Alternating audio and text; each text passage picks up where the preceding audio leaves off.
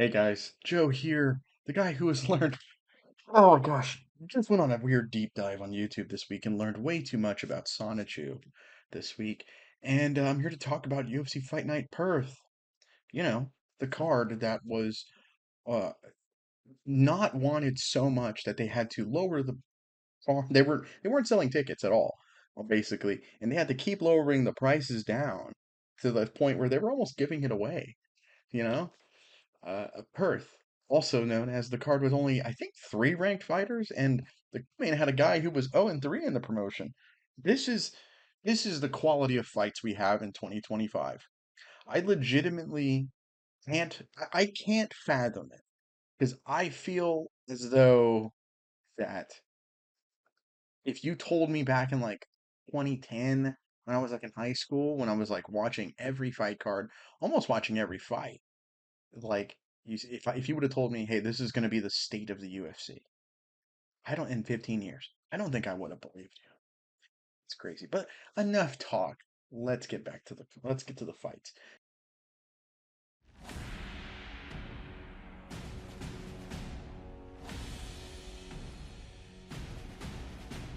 Main event: Carlos Ulberg looking to kind of continue rising up this ranks with this winning streak he has at 205 against Dominick Reyes.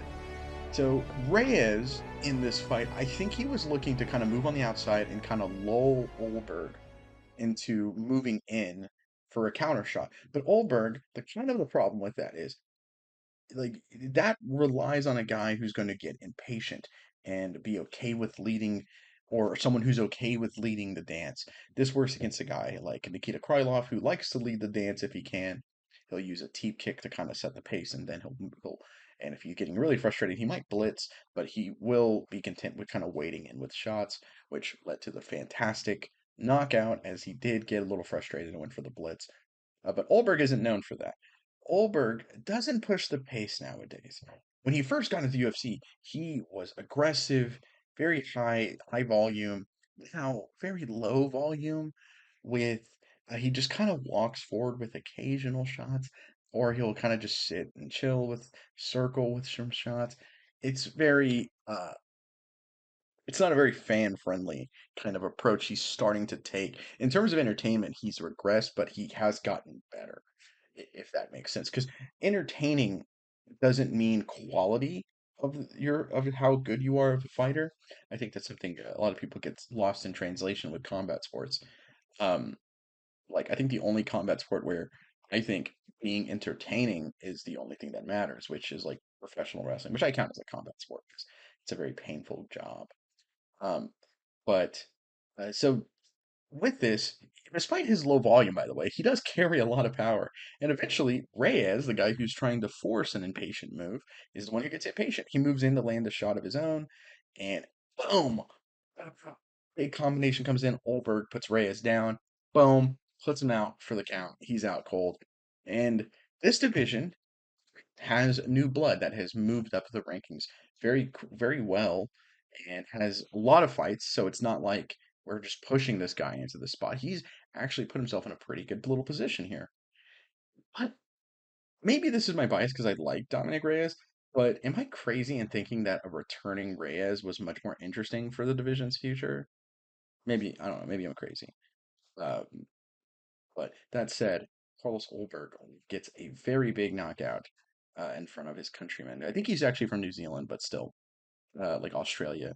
Like he was much. It was much closer to being his hometown fight than it was Dominic Reyes's.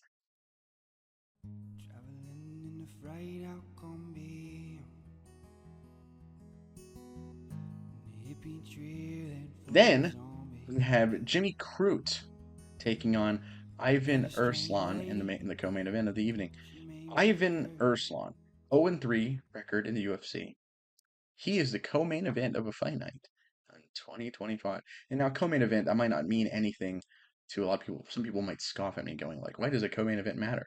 It does matter. I think I think that's kind of lost in translation. I remember back in the day when the co-main event fight was kind of the thing you kind of go like, these are the two big fights we have for people. Everything else is showcase. You come for as a as a guy looking at the card, you look at the two guys on the cover, on the cover on the poster, the four guys I should say, and you go, wow, okay, cool. And then a really big card, you'd have like, I just show you the list, or something crazy like that. Like remember, here's a big co-main event. This was on a pay-per-view, so it's a little bit different.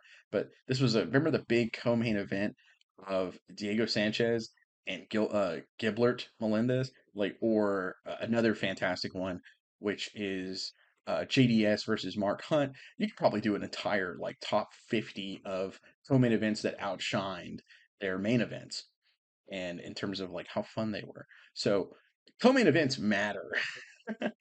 um, and we have a 0-3 guy in the co-main event. And why does it not matter now? It doesn't matter anymore nowadays. Yeah, because they've ruined this concept of having two good fights, two fights that matter on a card. Because that's another thing too. These should be the fights that matter the most on a card in a lot of ways. Um, but yeah, Jimmy Crute, he literally, I like Jimmy Crute too, so it kind of sucks saying this. But like, I wasn't too pumped for this fight. But Jimmy Crute, he literally kind of just dragged this dude to the ground. Got a really, really easy submission win after a fun little scramble. And but I hate saying this. I feel like Jimmy Crute's potential is kind of peaked. I would like to be proved wrong. I think he has a fun little style. He's a fun grappler with a solid striking game that uh, his striking was always getting better, but his grappling was very good for a 205er. He has a submission win over Paul Craig, actually. So recently retired Paul Craig. But for the rest of the card, let's go through the rest of the card because there was two guys I was actually kind of excited to see, and one thing I want to laugh at. So Jack Jenkins, he's a fun. He's always a little fun to watch, and he had a fun little show against Ramon Tavares again, by unanimous decision, getting a win there. Neil Magny had a really good comeback where he nearly lost in a kind of a Robbie Lawler Herb Dean type situation where they thought he was out from a guillotine, and he ends up coming back after losing the first round bad, losing the second round, and gets a Darce choke over Jake Matthews that I was really happy to see. Fun fact: Jake Matthews defends fighter pay being awful. He thinks fighter pay being bad is a good thing. That's not his own words, but he thinks fighter pay is perfect the way it is, which is awful. Fighter pay is terrible, and he defends that. I don't know why. I don't know. I don't know if me being happy Neil Magny won and those are related or not. Anyway, so Tom Nowlin, he was probably the guy I was most excited to see outside of the main event because this guy, he kind of fights like a lightweight Corey Sandhagen, and so he put on a really good show with kicks early on. He got dropped, got back up pretty well, and had a cool little spin kick, a spinning back kick that was awesome. Got a nice takedown, takes the back quickly, rear naked choke in round one. Tom Nowlin, I definitely suggest checking him out. He's very fun. Navajo Sterling beat Rodolfo Bella by unanimous decision. Cam Rouston beat Andre Petrowski by TKO in round one after some ground and pound. And it's crazy to me. Andre Petrowski, I always think of he fought Jacob Malhoun, and he's the guy who shot a single into the hip and pinned himself on the hip bone of uh, of Malhoun and like knocked himself out. And, like, but he's fought four times since then, which is crazy. Like, because that was just last year. Like, I think it's spring of last year. He's fought four times since then. So honestly, good on him for keeping the volume going and kind of pushing forward after that. Because he actually came in with a win streak here. But super boy material, like mega boy. Jamie Malarkey beats Rolando Bedoya by unanimous decision. Colby Thignesi beat Josias Mususa by unanimous decision. Michelle Montague beats Luana Carolina by unanimous decision. Brandon Piracek had a crazy KO at heavyweight with just massive ground and pound. But it was kind of funny because Alicia Ellison pulled guard, which I thought was weird. I don't know if that's a thing at heavyweight. If you're not Frank Mir, don't do that. I kind of put that in the Kelvin Gastelum, Andre Sukmantal, like Hall of Fame of like maybe things you don't do in fights. Bad fight IQ moment. Alexia Thainera beat Lupunmi. I'm always butcher that name by a unanimous decision. And yeah, you know, honestly, I was really tired when I watched this card. I was doing a lot of volunteer work yesterday, and then I finally got to watch the card, and I fell asleep during the prelims. And I woke up this morning, and I was like, well, I have to watch the rest of the card. And so I did. I wrote this script. And maybe I've becoming grim and glum with the UFC lately. The state of our product is, I personally think, at an all-time low. I think this product has become bad. Personally, I think it's a very bad product currently, and I just did not have a very good time with this one. And I'm kind of glad there's some pushback because they pushed, like, fans weren't buying this card, and they had to keep lowering the prices so people would buy this card. And it kind of reminds me even of, you know, uh, I'm trying to think. It was, well, I think it was Jairzinho Rosenstruck was fighting. Was it Shamil Gazayev? Where they were like the Saudis, like in like Saudi Arabia was even like, no, like we're not taking this card. Like you promised us a card, we're not taking this one, and they just throw it on the Apex. Like that kind of to me shows the mindset of the UFC right now in how they get told by a group that is just always happy to have fights. They're just happy to have fights in the first place. That's why they're paying so much money in combat sports right now. Like boxing's, a lot of boxing things are over there. I'm not going to try to make this a political thing, but like WWE have come under a lot of stress for taking quote unquote blood money to go over there and have WrestleMania there. You know, they're really pushing to get big things over there done, and with MMA, they've always kind of been, and at least early on as well, they've always just been like, yeah, we want a good show because we're paying a lot of money for it, but we're just happy you guys are showing up. That's why we're willing to pay so much money is for you guys to come over here.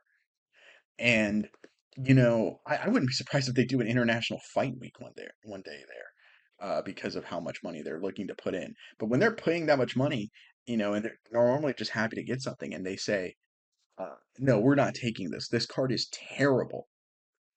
The UFC doesn't go, man, maybe if they're not even willing to take it, like, what are we doing?